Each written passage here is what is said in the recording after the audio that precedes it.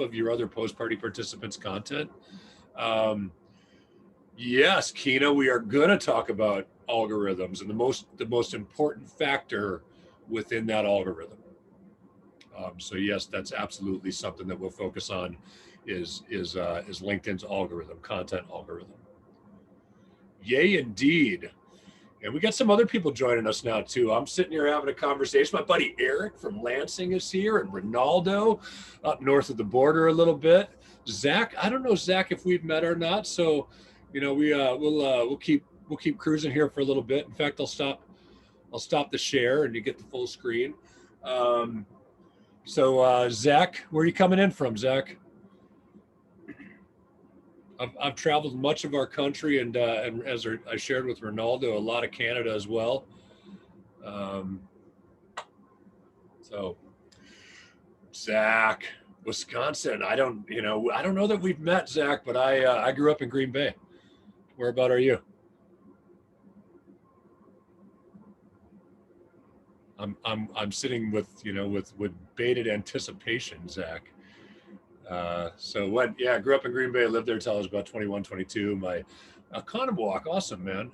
My parents are still up there. My brother is in Sheboygan, Plymouth, but outside of Sheboygan. So he works for a big cheese company, of course, stereotypical Wisconsin. So we're about 3 minutes to the top of the hour. We got people rolling in, so that's awesome to see. Diane, welcome.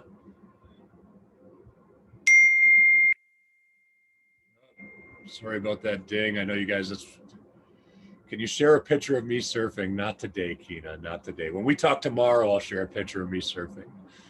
Um, yeah, not today. Now we're going to talk about content, and of course, a picture of me surfing could be a good piece of content. But we're going to talk about content today, and that's not going to include any of my surfing photos. And those photos are not getting better, Kina. As I age, those photos are getting worse. So I have to start wearing my rash guards, cover up my COVID belly. Yeah, I put them on too. The hardest part about this travel, Kina, is a lot of my exercise happened in the water. We were back in Florida, just 30 minutes a day or whatever. And so I haven't had that kind of consistent exercise. And I can't go to a gym. I tried that for portions of my life, and I just get so bored in the gym. But being outside and being active is such an important part of it. Diane, thanks for joining us. Where are you from, Diane? Tell me a little bit about it. We got lots of people rolling in, so we're going to let this take a little while and fill it. Saskatoon, all right. I've been through there. I'm an honorary Canadian. That's a self-appointed title, by the way, Diane. So don't shout at your government or anything like that. I lived 5 years in North Vancouver. I'm a ski and snowboard bum who married a Florida girl, so now I guess I'm a beach bum kind of. But I lived in North Vancouver, so I could access the beautiful mountains out there in BC. So I spent about 5 years there. So I'm relatively fluent in Celsius, Fahrenheit, and I'm extremely fluent in miles and kilometers. So, all right, Jim's here. Jim, good to see you, man. Lots of names showing up. This is wonderful. Thank you guys so much. So we're gonna let it. We're about 10:59. So I was already telling the first couple of people that arrived. I'm in Palm Springs. So for those of you who don't know me, or even if you do know me but don't realize what I've put myself into for the last year, my wife and I bought a travel trailer, put our kids in virtual school, and we left our home near Daytona Beach, Florida, in August. We will return to our home in June. So we'll have 10 months on the road. The kids are studying, they're all out of here now, so we could have a little space. But we're in Palm Springs, which is beautiful. We're going to go check out Joshua Tree on Saturday. And I plan on doing this outside with swaying palm trees and all that other stuff, but it's so windy that if I did that, we would have a problem with the microphone. So you get the inside of my RV instead. This is the best lighting I can get in this RV. So welcome to my life. So yeah, it's me, my wife, 2 kids, 2 dogs, 2 ferrets, and a lizard. We've enjoyed it. I wouldn't wish this on anybody though. So we're all excited to get home. So top of the hour, we're going to give it a couple more minutes. Let's see. Barb's in. Barb, your buddy Colin's here too. Drew Backer. I don't know if we know each other, Drew. Do we? Where are you from? Just grabbing names, get to know people, right? Now, Cleveland, Georgia. What's Cleveland near, Drew? Is that an Atlanta burb that I'm not aware of? Or, oh, okay, cool, dude. We were at Helen, Georgia. I love Helen, Georgia. We were at Helen, Georgia, at the Hofbrauhaus, I think, if I'm not mistaken. Last year, I think we were on our way up to like Gatlinburg or something for Christmas. So, Helen, Georgia is beautiful. Nice, man. Very cool. Well, hey, 11:01. If you guys can't tell already, I'm pretty casual with all this. We're going to talk a lot about content marketing for financial professionals. And oh, Drew, we met back in August. Awesome, man. Yeah, we're having a good time. So I am, because I'm at an RV park, usually our Wi-Fi is really strong. So I've got a couple hotspots I might have to jump between, and hopefully that doesn't create too much disconnect, but I'm on what seems like a pretty good one right now. And perhaps that lasts us the entire time. So if not, if I get a little hiccup in service, bear with me for about 30 seconds. All I've got to do is hop on the next hotspot and I'll be right back in. So first off, let me express my gratitude for everybody that's showing up here. Your days are busy. You've got limited hours in your days. You've got a lot of responsibilities to clients and business and family and all this other stuff. So the fact that you would take 45 minutes out of your day to spend it with me, thank you for that, sincerely. As a result of that, as a result of your commitment to this time, I promise to deliver you nuggets that are going to improve your content marketing on social media. Even those Edward Jones people that showed up, those Merrill Lynch people that showed up, I'll give you some nuggets that can help you with the Hearsay platform and some of those canned content type libraries that are made available to you. I am going to be selling something at the end of this, so I don't want you guys to, there's a lot of education coming at you, but I'm going to talk to you about a software that we released called Post Party. It's priced right. There's no commitment to it, and it will consistently get you much, much larger audiences, 500% minimum growth and exposure for your content. It's awesome software. Several of the people in here are using it currently. And so we'll present that to you at the end. I don't want to be a shocker when I say, oh, and here's something that we sell also, right? So with that, let me dive right in. If we have any issues with Wi-Fi or anything like that, you guys just let me know as we go.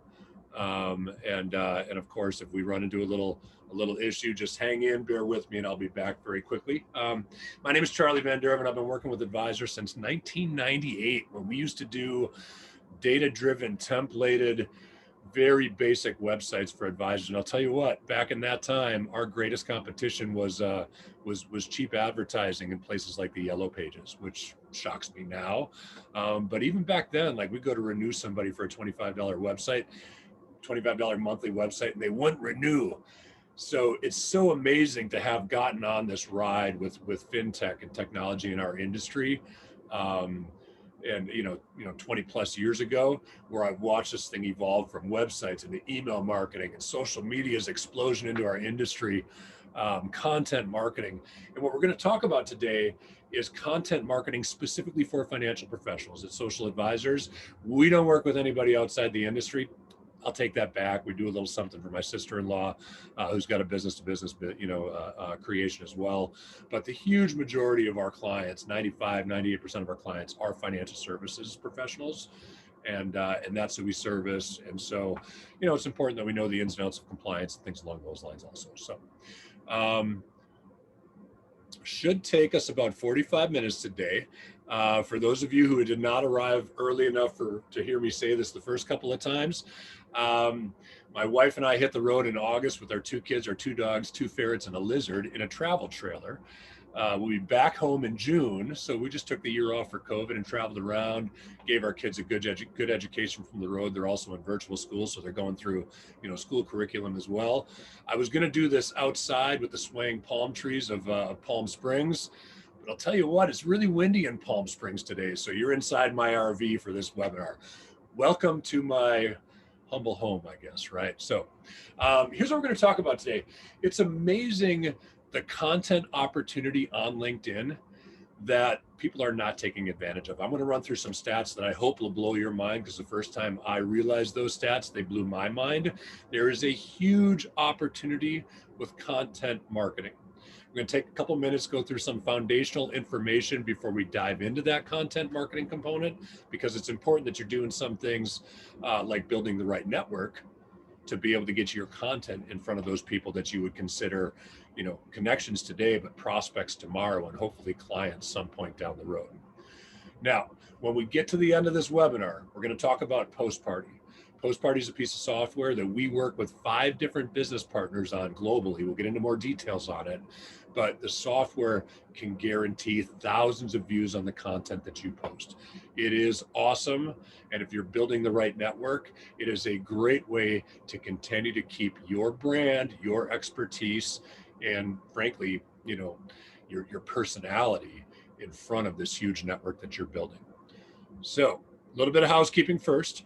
Going to go about 45 minutes. There'll be a Q&A to follow. So if you have any questions, you can stick them in the chat now or in the questions section or throughout. I am pretty casual with this stuff. A lot of people go into a webinar and they're scripted. They want to hold your questions to the end. This is conversational, right? I know you guys can't really talk to me other than the chat or the question, the Q&A box.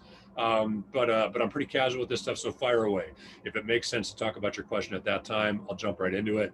If not, we'll hold it till the end and then we'll get through all those questions. I'll ask you, if you can, shut out distractions, flip that phone over, maybe close down Facebook or your email, the things that ping you throughout the day. We're only going to take 45 minutes. Again, I cherish the fact that you guys gave me your time today to just be here. Let's make the most of those 45 minutes. And I'd recommend you grab a notebook. Hopefully I'm going to give you some pointers and ideas and some insight that you're going to want to take note of. The last side of this presentation is my personal contact info, including cell phone. So, if we need to engage further after this webinar, if you've got questions that you want to ask me personally, you can save them and you can call me on the cell phone, send me a text, send me a LinkedIn message, send me an email. I'm pretty easy to get a hold of. So anyway, LinkedIn, let's talk about LinkedIn then and now. I got on LinkedIn in 2007. So I was about 4 years after LinkedIn really got started here. I will tell you the single biggest deal I ever did on LinkedIn. This is pretty awesome, right? LinkedIn, this is probably maybe 2008. It was right before Morgan Stanley and Smith Barney merged, probably about maybe 6 months or a year before their merger. We sold to one financial firm, to Morgan Stanley, and it started through a direct message to their CMO at the time, just about 8,000 websites in one pen stroke. That's still the biggest deal I've ever done. So I maybe was 27 at the time, something like that. But LinkedIn, we're going to talk about how LinkedIn has changed over the years. But back 2008, LinkedIn's responsible for, I don't know, probably 90% of the sales throughout my career. There's 760 million users globally. About 20 to 25% of that network resides in the United States. So we're going to talk about some global stats. And when we do that, we're going to pull that back to about 25% of the stats we share are actually US stats. For those of you like Diane and Ronaldo who are in Canada and viewing today, guys, we can add about 30 million users for Canada that as well. So, really approximately 30% of LinkedIn's network resides in North America. So a lot of you use Zoom Info. If you haven't heard of Zoom Info, it's awesome. So I say this is the world's single largest database for prospecting for business-to-business professionals. Zoom Info might actually be bigger, but the argument I would make is that LinkedIn's still more valuable in that on Zoom Info, you can get a lot of great data about people, but Zoom Info does nothing to connect people, right? So use that data to connect with the right people on LinkedIn. And maybe Zoom Info is bigger as a database. LinkedIn's still going to be more effective. Right? So here's why you need a LinkedIn plan. I see these stats all the time. I do not own a cat. That is the ringer on my phone. If you heard the meow in the background. So here's why you need a LinkedIn plan. The stat that I want to turn to every time I present this slide is 80% of B2B leads, B2B prospecting is done through LinkedIn. I should say 80% of B2B leads coming from the internet is done through LinkedIn. Now, I believe that's 13% for Twitter, 7% for Facebook. So in social media, if you guys don't know it already, LinkedIn is by far the best place to be prospecting if you're prospecting professionals. Now, I say B2B a lot, and some of you in wealth management on this webinar go, but wait a second, I'm B2C, right? I work with consumers, not necessarily other businesses. The obvious B2B is plan sponsors, 401k, and RSP stuff north of the border. If those consumers that you work with are in a professional field, if they're executives, if they're business owners in your area, if they're young professionals, with a lot of debt to pay off and going through life transitions like having kids and buying homes, if they are in a professional field, this applies to you as well. Even though you see yourself as B2C, those B2B numbers are going to apply to you also. So if you don't already have a LinkedIn strategy, I'm going to recommend that you develop one. As some of the people on this webinar already know, Social Advisors has a do-it-for-you service for LinkedIn.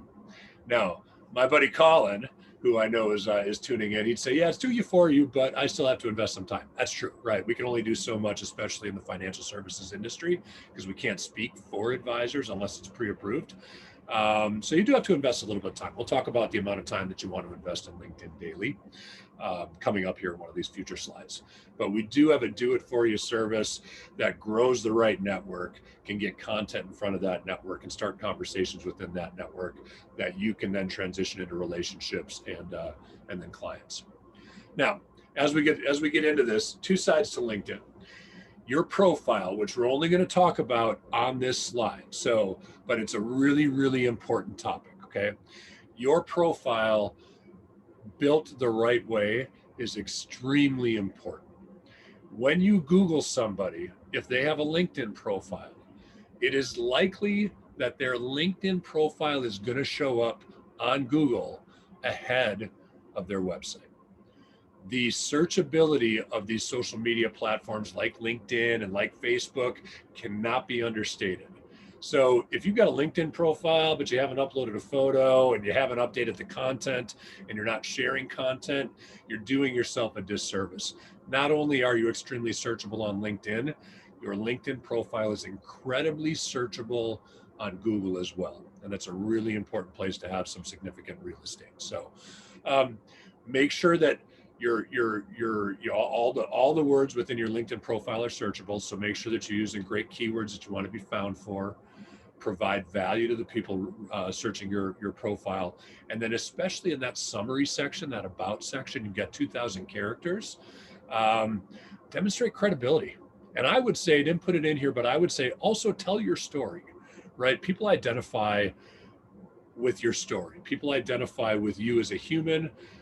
They'll identify with you as a professional, but the trust is built around, we do business with people we like and know. So make sure that you're writing relatable content for your profile as well. So that's your brand, right? That's the profile part. We're going to talk about strategy and more specifically content strategy. So on the bottom half of this slide, the number one thing that you've got to do, you've got to build the right network on LinkedIn. So if you are an advisor that says, "Oh, I work with anybody," when I ask advisors over the years, who is your client? I say, anybody with money. I've heard that answer hundreds and hundreds and hundreds of times, right? That's the wrong answer. I'll just put it to you bluntly. That's the wrong answer, because if you don't know who your client is, you can't speak specifically to them, right? Or who your prospect is. You can't speak specifically to them. Medical professionals are going to have very different needs than business owners, are going to have very different needs than executives and plan sponsors and young professionals, right? So zero in on who your target is and spend some time every single day building the right network. This is a network you could have to the end of your career. You can nurture these people that you connect with today for the next year, for the next 5 years. You can be in front of them very, very easily. Just make sure it's the right person. Now, when we do the do it for you service, we send out 40 invites every single day on behalf of our advisor clients to the exact prospect that they want to meet and know, right? Now, once you connect with somebody, you got to engage with them, right? So that's the second step of your strategy. Content helps you engage, right? But also direct messaging helps you get introduced to people.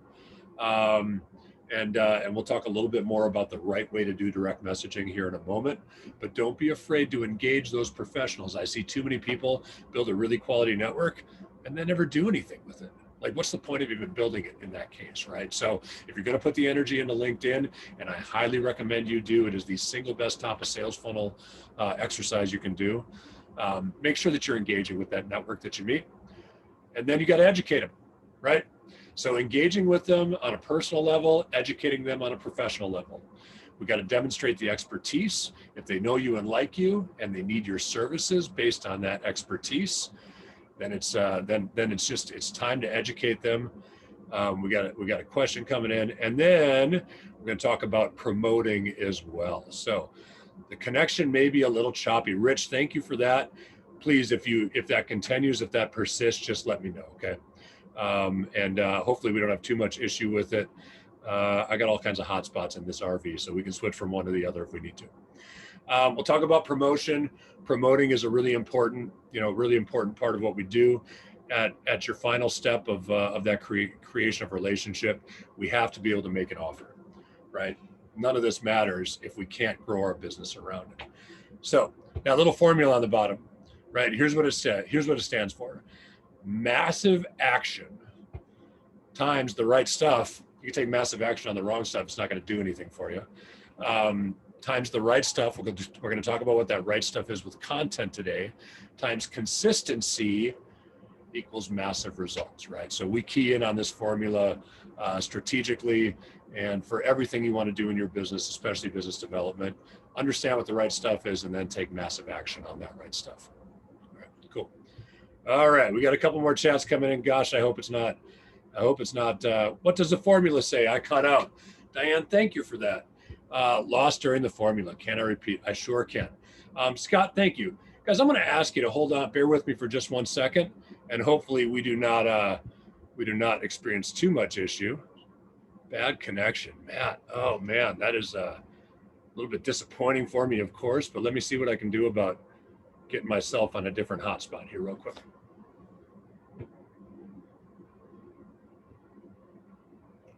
All right.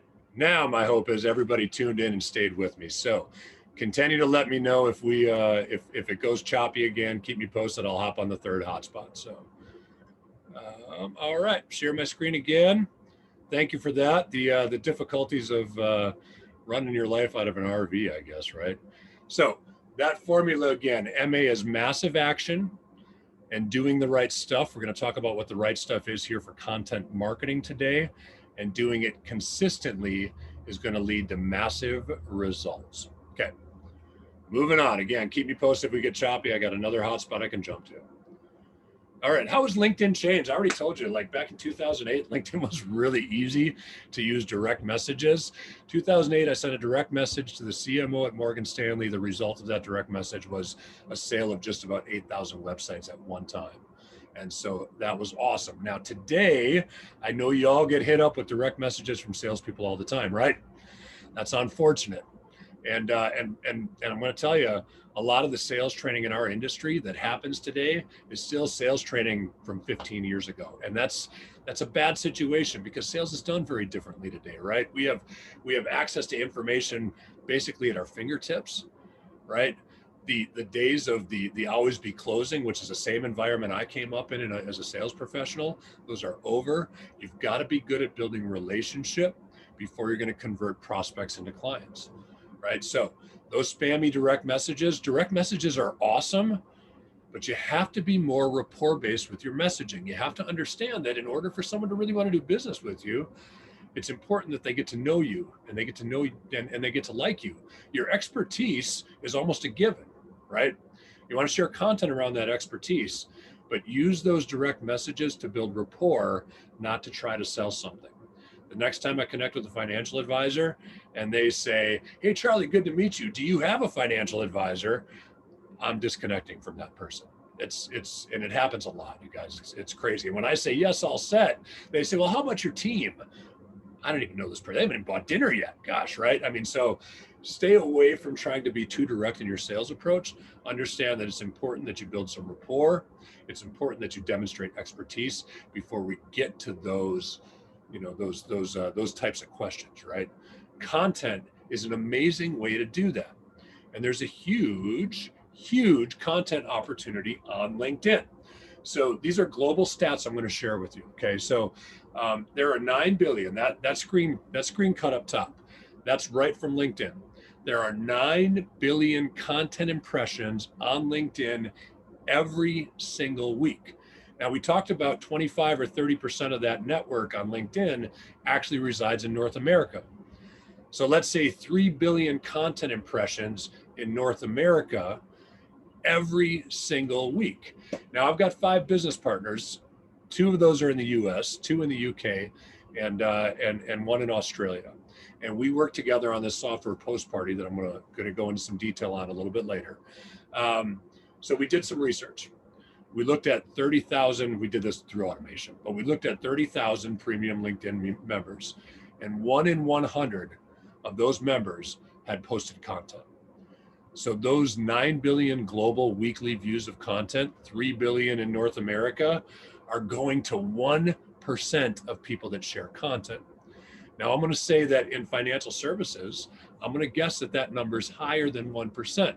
But from what I see in financial services, the content that is shared in this industry overwhelmingly is very, very poorly done, right? And compliance is a big reason for that.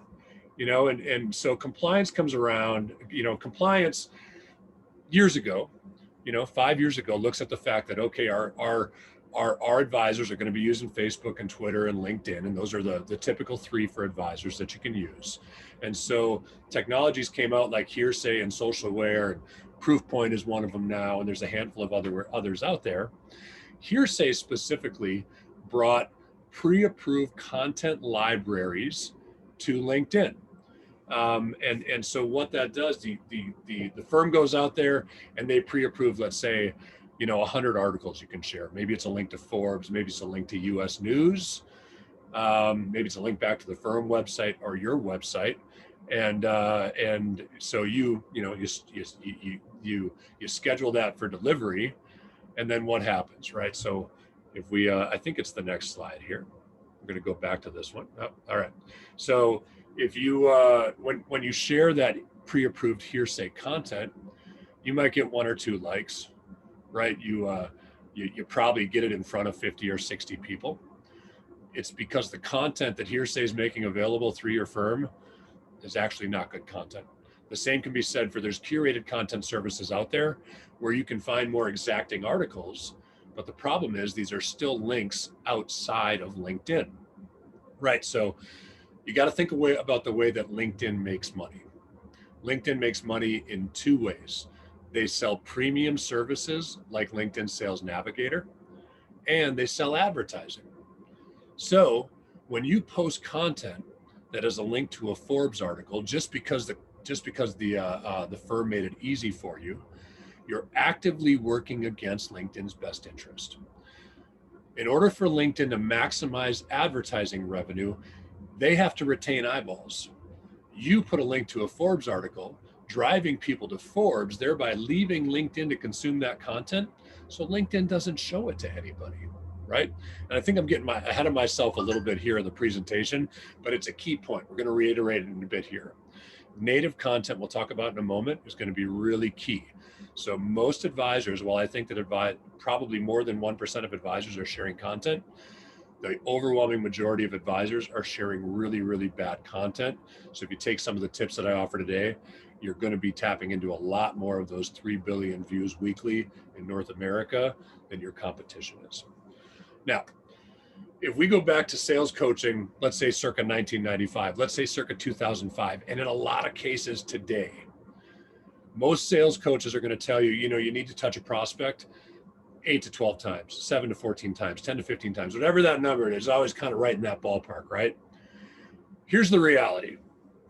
That's old stuff. right? That might have been true before these people were inundated with, 5,000 ad impressions a day, content on LinkedIn, content on Facebook, whatever periodicals they share or read, whatever television they watch, right? I'm willing to guess that you could probably put a 10x behind that. I think you got to touch prospects, let's say 70 times, 100 times, 150 times now for them to grow trust. The way that you do that is by putting content in front of them consistently, really, honestly. And so you're nurturing those prospects many, many at a time. This LinkedIn lurkers thing is very, very true. I can't tell you how many times, even on a weekly basis, that I get a message from somebody that says, "Hey, Charlie, we got to schedule a call. I got to see, I've seen your content," or, Drew, we were talking right before we kicked off this webinar, and we had met back in August. My bad, Drew, for not recalling that. But you're watching my content, you said, from August. You're watching the videos I make while we travel, right? I don't see a lot of Drew comments on that content, but you're seeing that content. Right. So even though people don't comment on your content, you got to get in front of a large audience, because you got people out there that, after they watch your content for 6 months, they will come out of the woodwork. You'll strike a chord. They'll have a need at that time, and they'll say, "Hey, Drew, listen, man, I've seen your content. It's time for you and I to sit down and have a conversation." Right. And that happens to us. I got 2 people on my business development team. It happens to us multiple times a week. So we know they're watching, even if they're not commenting. Right. So here's what I want you to think about, right? This goes against traditional coaching, traditional sales coaching. What I want you to think about is it's important to take the first step to build that network. We talked about this a little bit earlier. As you build that network, you have to engage with those people. Don't build a network and just ignore them. If someone that you connect with looks good, start a conversation with them, right?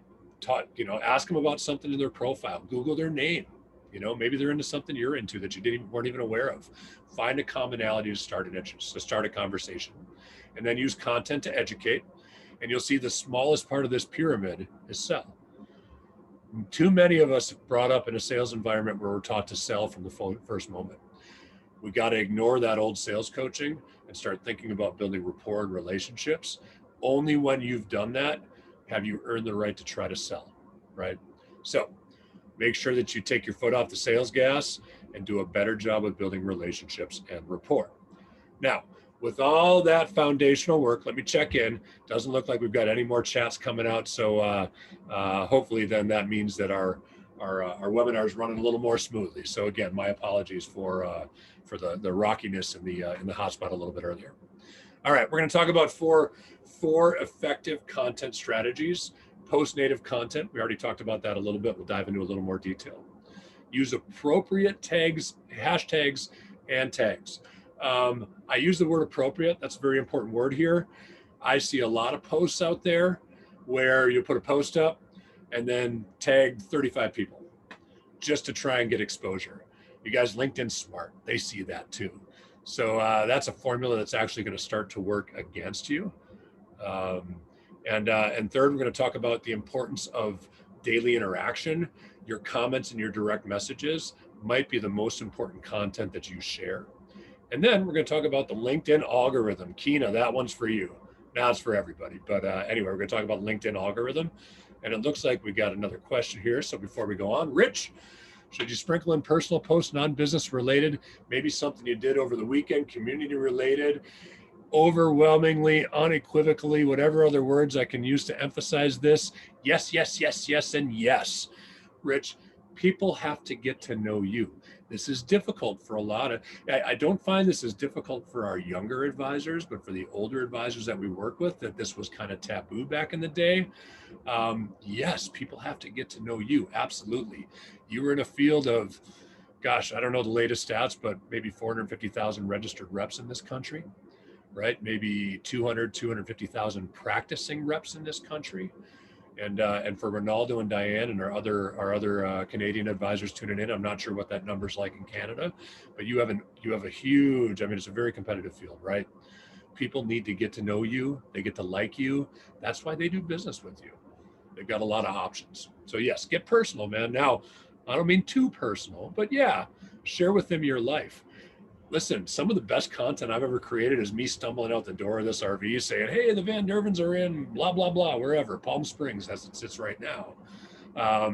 But it's, I always offer professional tip in there, but it's about understanding who I am. I mean, Keena asked earlier if I could share a picture of me surfing. Keena, we're not going to do that on this presentation, but stuff like that. People who surf will identify with that. In fact, we've got a client that I do a lot of coaching with who lives on the coast of Florida as well. And I told him in one of our coaching calls recently, I'm like, quit looking for prospects. Start looking for people you can surf with. Those are the people that are, that are going to turn into clients, right? Because that's who you get a chance to build rapport and commonality with. Brian, I hear you, but you can do it tactfully. You can do it tactfully. Like, Brian, sharing another tax tip, how many advisors are sharing tax tips out there? Probably doesn't inch you all that much closer to those relationships. But I'll tell you something about maybe, and you can do it in a professional setting. Maybe next time when the world frees up a little bit and you have, a client event, take some pictures, share those pictures. That's personal and professional, and tells a little better story about you. So if you're just sharing professional content, Brian, I think you're doing half the work. But I see your explanation point at the end of that, and I'm going to tell you I respectfully disagree that you do have to sprinkle in some personal. Your business is about relationships. You got it, Brian. My pleasure, man.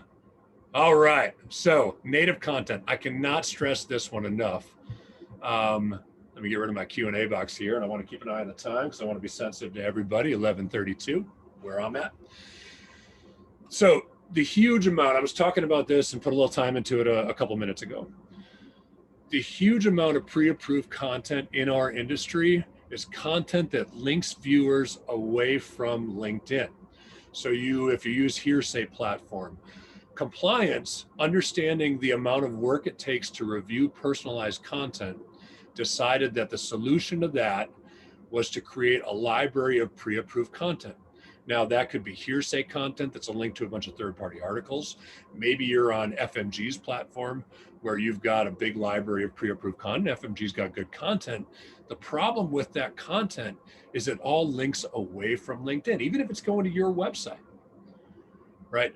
LinkedIn, again, makes money in two ways. And if you know of a third way, please send me through the chat, because to my knowledge, and I've asked that question a lot of times, I've never gotten corrected. Two ways: premium services like Premium, like Recruiter, like Sales Navigator, and advertising sales. In order to maximize advertising sales, it's absolutely important that they retain eyeballs on their platform. So when you share a post like this one on the left that goes to CNN.com, you're not going to get a lot of exposure. So you might have 1,000 people in your LinkedIn network. You share a post like that, go back and take a look at the stuff that you schedule through hearsay or through FMG. See how many people actually see that stuff. It's not many. And I'm going to tell you what, most of them look like this one, right? No likes, no interaction. It's because there's no exposure. Oh, and by the way, it's typically not that interesting of content, right? So you need to think in terms of native content. And what I mean by that is content that can be consumed directly on LinkedIn. Now the screenshot, I don't know Raquel. So someone interacted with Raquel's content on LinkedIn that I'm connected with. That's why it showed up in my feed. I did this screen capture, and this was just a general screen capture, but I mean, there's nothing really, it's certainly she got her CFP, that's significant. But the fact is, this thing got 148 comments. I don't know what the exposure was on that, but suffice it to say, it was a lot of exposure to get 738 reactions and 148 comments. We got another question coming up here. Oh, we got a few questions. Awesome. Should we ignore hearsay content 100% completely or sprinkle it in very rarely? Sean, you can sprinkle it in. It makes it easy. Don't get me wrong, right?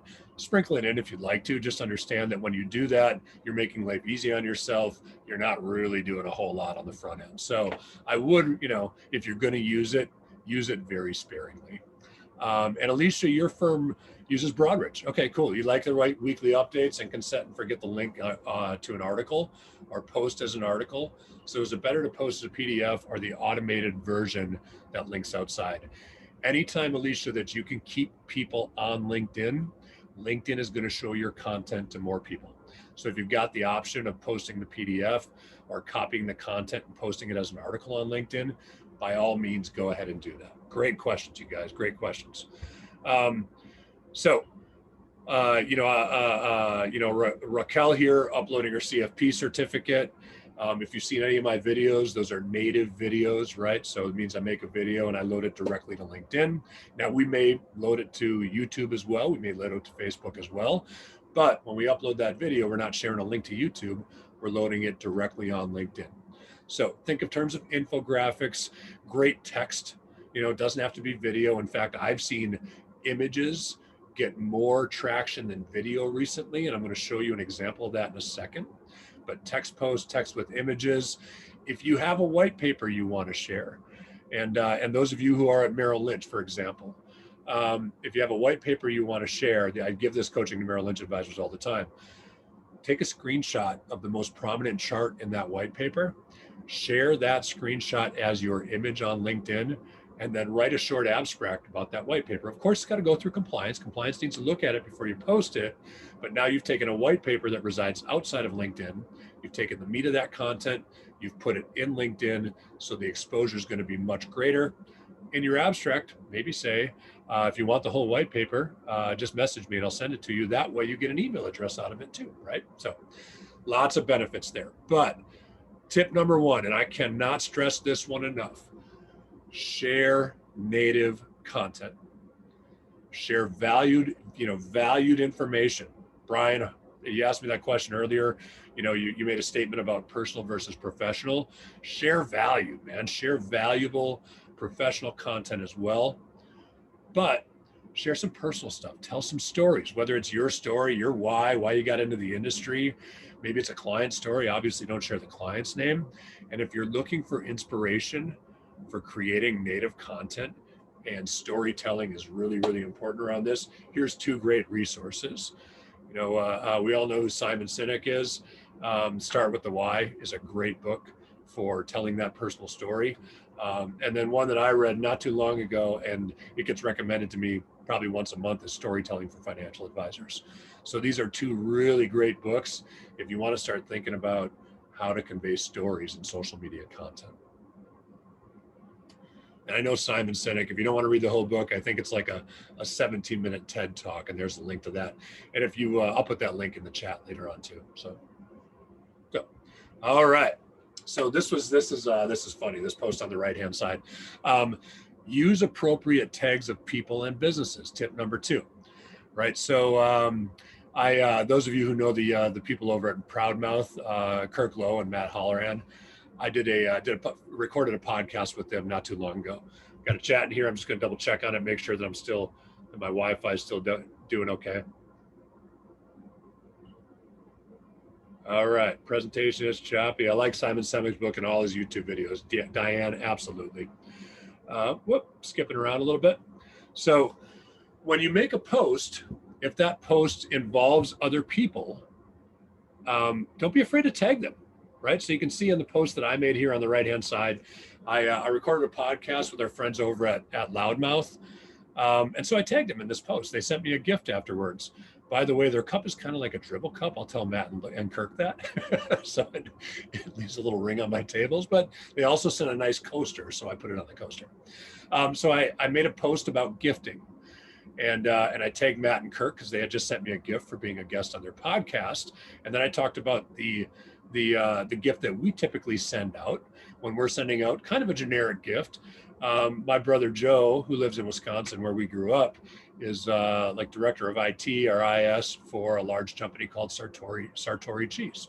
You can find that at a grocery store. It's awesome cheese, but we send out gift packages with this cheese periodically, and it's always well received.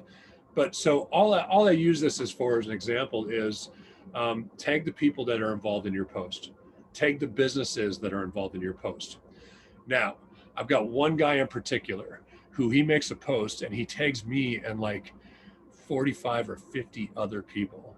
And I haven't taken the time, or I guess I haven't been annoyed by it enough yet to say, hey, stop doing that. So he continues to tag me and I continue to remove myself from the tag. LinkedIn sees that stuff, you guys. So if you're making a post and then you tag 40 other people in that post just for the sake of getting added exposure to your content, LinkedIn's going to see that. And if those people are not interacting with your post, it's highly likely that LinkedIn's going to start to throttle some of the exposure of your content. So I say appropriate because we don't want to go overboard with this stuff, right? Use the tags that are appropriate. Now, when it comes to hashtagging, again, I see a lot of posts that have maybe a dozen hashtags in it.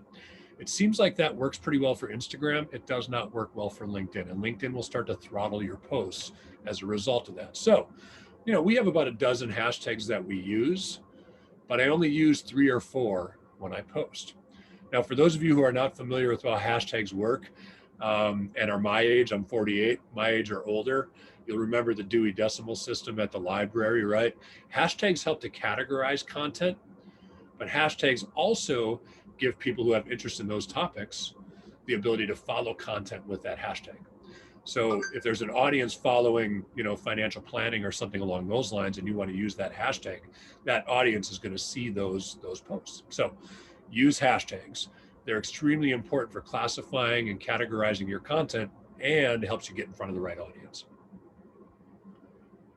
All right, keep on going here. All right, so your comments, I cannot understate this. Your comments are maybe your most effective content. Now, there's a lot of firms that say you can only say certain words. Merrill Lynch is one specifically, so that you can't just make a comment. You have to say, "Hey, great post, thanks for sharing," and pre-approved language like that. That's not as quality, but it's still quality. Here's what I recommend. Take 15 minutes every single day. Okay, bake it into your morning routine, whatever it is. I do mine typically when I'm checking email in the morning, sipping on coffee, getting ready for the day. I'll take 15 minutes and I find a minimum of 3 people that I want to engage with, and I go to their profile and I click on their posts and I comment on their recent content. Okay, so I might make a comment that says, "Hey Jim, love that article.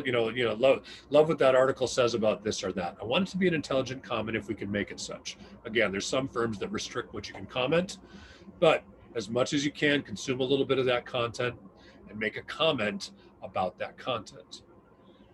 Now, do that for 3, 5, 10 people a day if you've got the time to do it. Go back a few days later, maybe the next week, to the same 3, 5, 10 people, comment on a different piece of content. I want you to show up a couple of times in their content.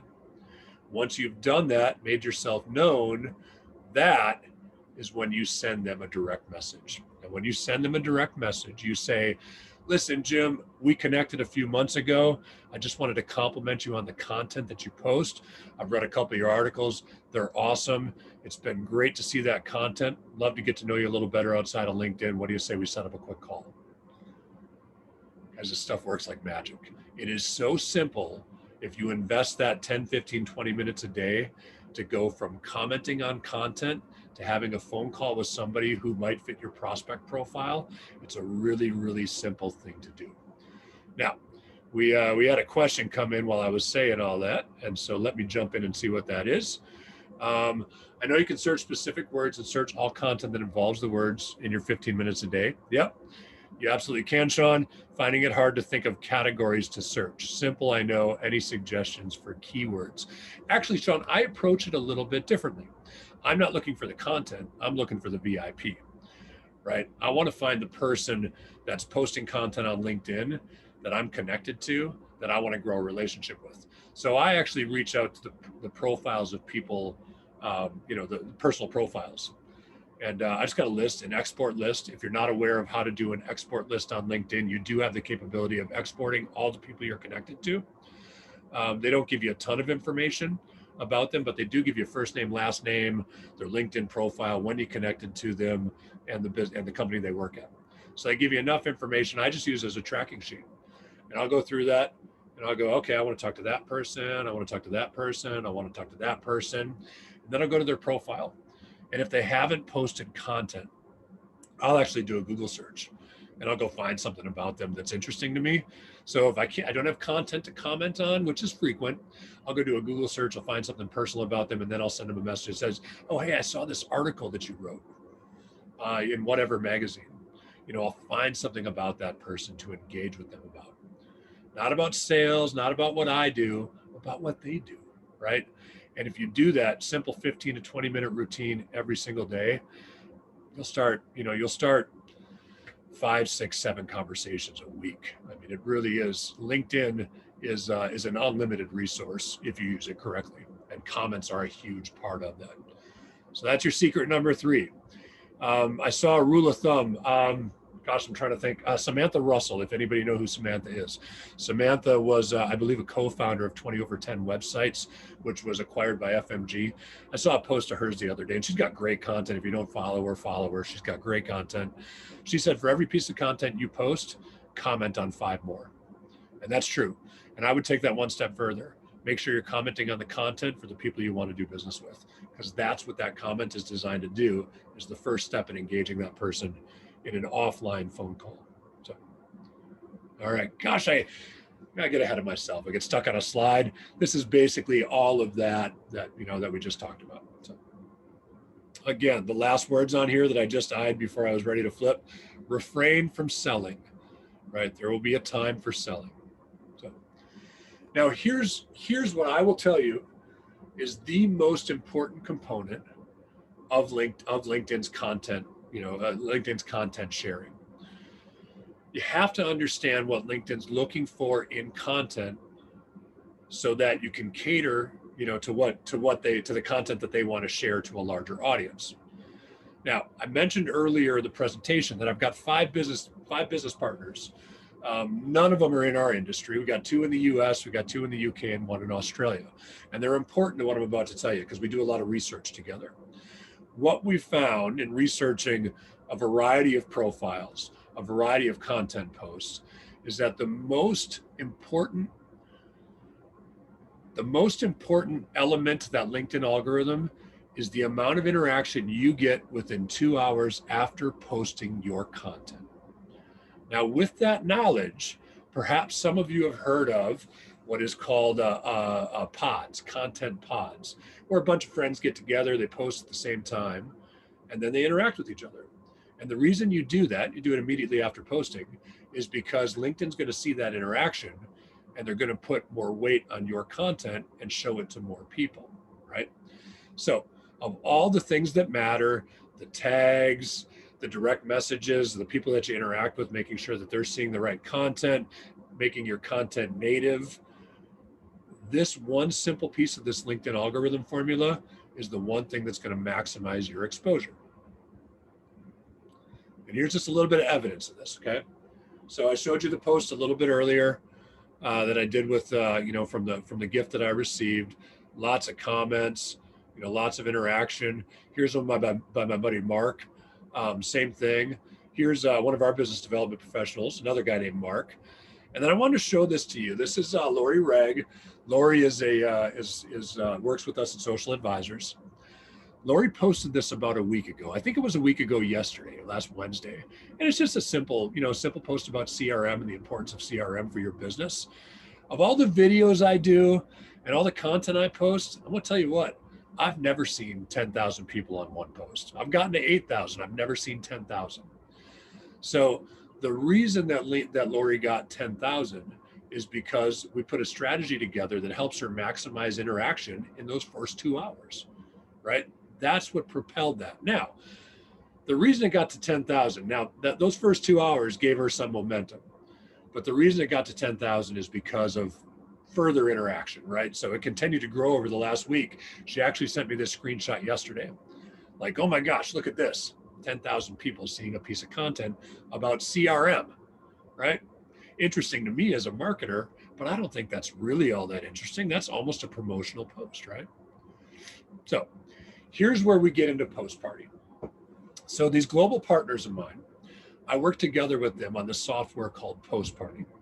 And what Post Party is it's literally a global community of content creators.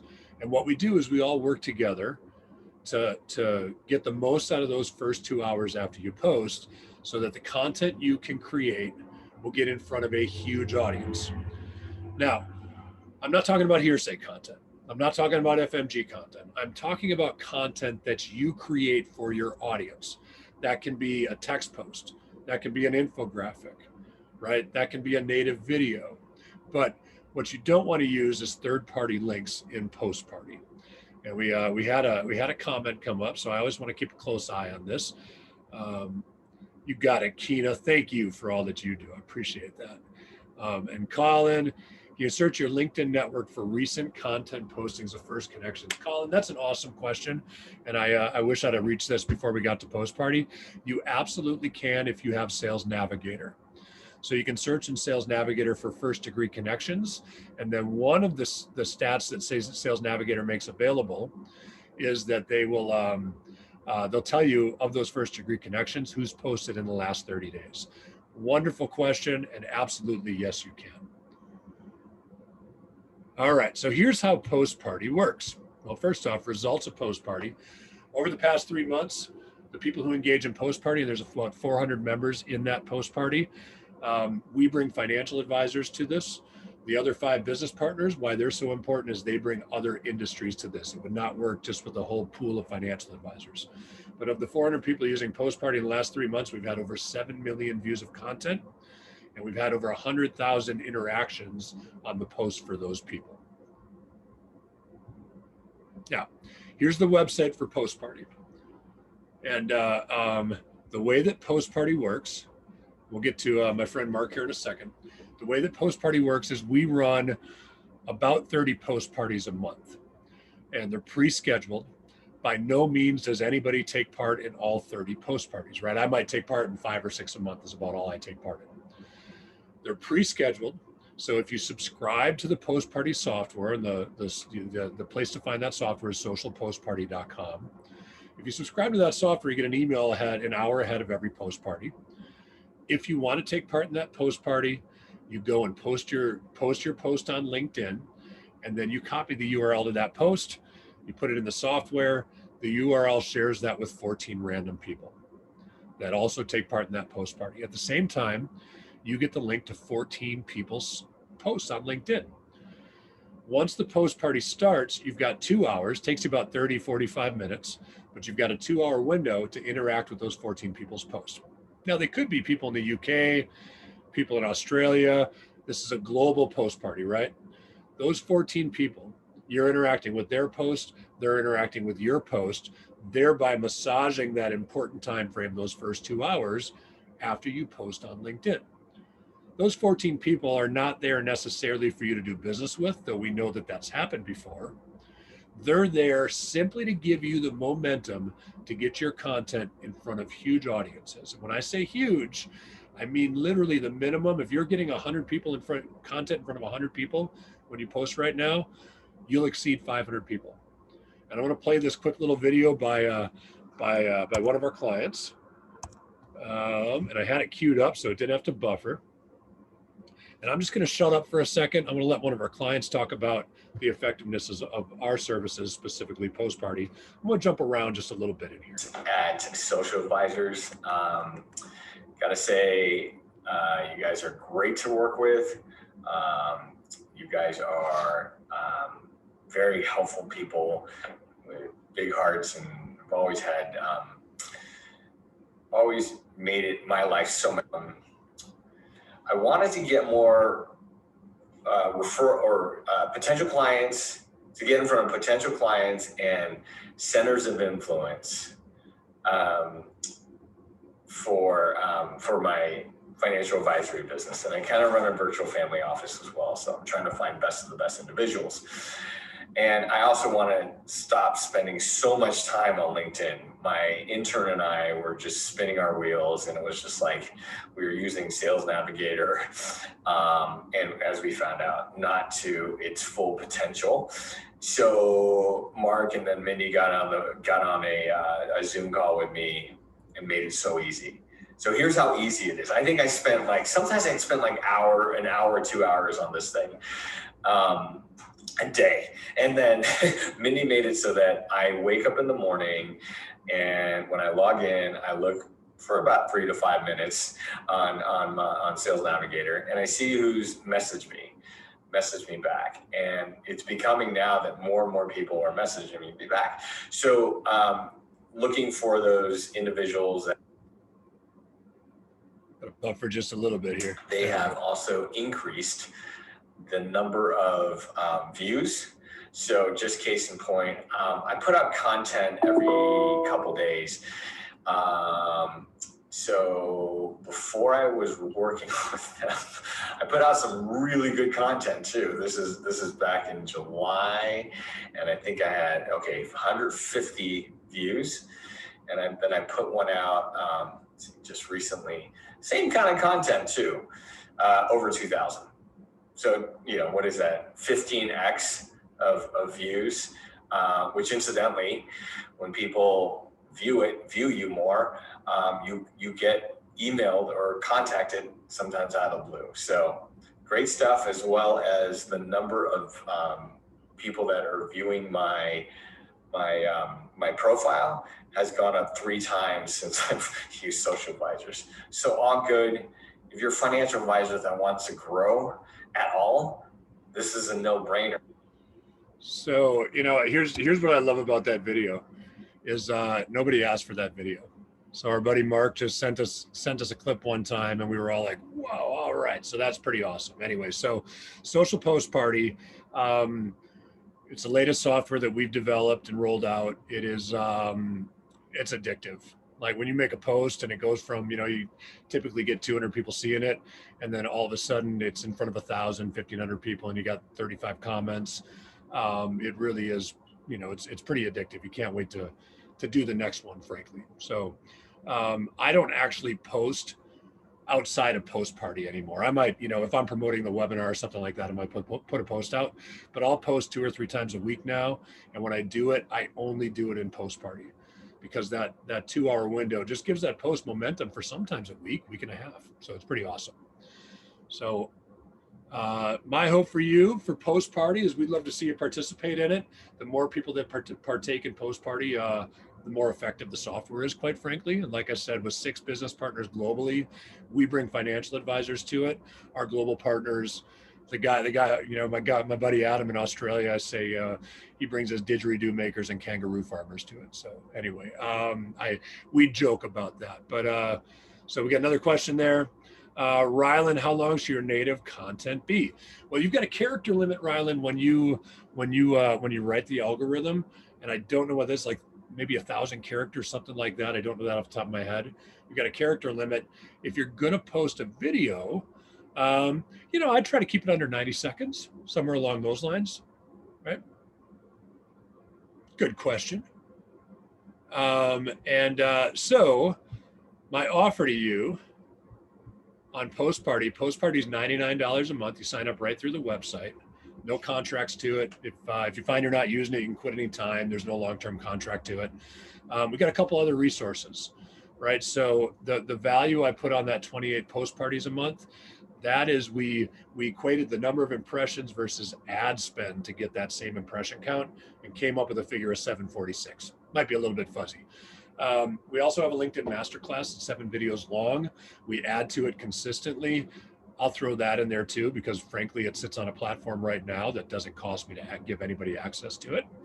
And then we've got a Post Party Facebook group where we're not doing it at this moment, but we're going to start doing Facebook Lives every week for training. And then we've also got, if you haven't downloaded it already, you can go to postgreatcontent.com, and there's a calendar there that is a 12-month calendar that it doesn't give you content to share, but it gives you a daily prompt for good content. So that's great to download that as well. So all that stuff, $99 a month, you guys, in Post Party is really, really awesome. I always feel bad when we go through this educational stuff and I get to the end and then I got a pitch for you. Listen, I wouldn't be bringing it to you if it wasn't working like crazy for us, and it can work like crazy for you too. So go ahead and check out socialpostparty.com. And then this last slide, like I said, that is my cell phone number. Don't abuse it, right? But I put it out there very willingly. Give me a call, send me a text. And then you got my email address as well. And if we're not already connected on LinkedIn, please send me an invite. I want you to see all my content, right? So we got a couple other chats popping in here, I think. Let me make sure that I get to everything before we wrap up here. Brian George, you signed up a few days ago. Yeah, you can have all that stuff, Brian, no problem at all. So I'll make sure that we get Mindy, our barber, to send over a link to all that stuff. Absolutely, Brian. You can't find Samantha Russell. I think 2 L's, Diane. And if you send me an email, I'll find a link to her profile and send that to you. You could search Samantha Russell. I think she's probably got her employer as FMG Suite now. It used to be 20 over ton, but that was they acquired 20 over 10 recently. So with all of that, did I stay in time? Look at that, 1 minute over. If I'd have started on time and I didn't have technical issues, we'd have made it on time. So you've got my contact info. By all means, use it. Go check out socialpostparty.com. It is a high value software. When you do a couple of them, you will find that it's pretty addictive to see those kinds of numbers. And John, do I have a recording? I don't yet, John, but I sure will. And anybody who registered for the event, we'll get that recording out to you. So I want to, again, express my sincere gratitude. I know how busy lives are. We got one more question popping in here. But while I look at that, my sincere gratitude for taking time to spend with me today. Follow my journey in the RV. We got a couple more months before we'll be back in our home in Daytona Beach, Florida. And so if we're not connected on LinkedIn, if we get connected, it's likely you'll see that content. You can check out our website at social-advisors.com. That website's going to be changing within the next couple of weeks here. Got my fingers crossed on that timeline. So it'll be even better in a couple of weeks. Got some chat comments coming in. Scott, my pleasure. I'm glad that you got some value out of the session today. Ronaldo, thanks for attending, man. It was great to talk to you last week. And everybody else on here, Ryland, so great to see you. Akina. We got a pretty good turnout, so that's exciting. Thank you guys for taking time out of your day. And as always, I'm available to you, so let me know what you need. One more chat. Who's this? Diane, my pleasure too. Thank you, Eric. Appreciate it, man. All kinds of fun stuff going on. So I'm going to go out and enjoy sunny Palm Springs. Maybe I can get a little golf game in, but the wind's a little crazy today, so maybe not. Anyway, signing off. A good recording to each and every one of you. Appreciate your attendance, and I hope we can talk again in the future soon. Take care.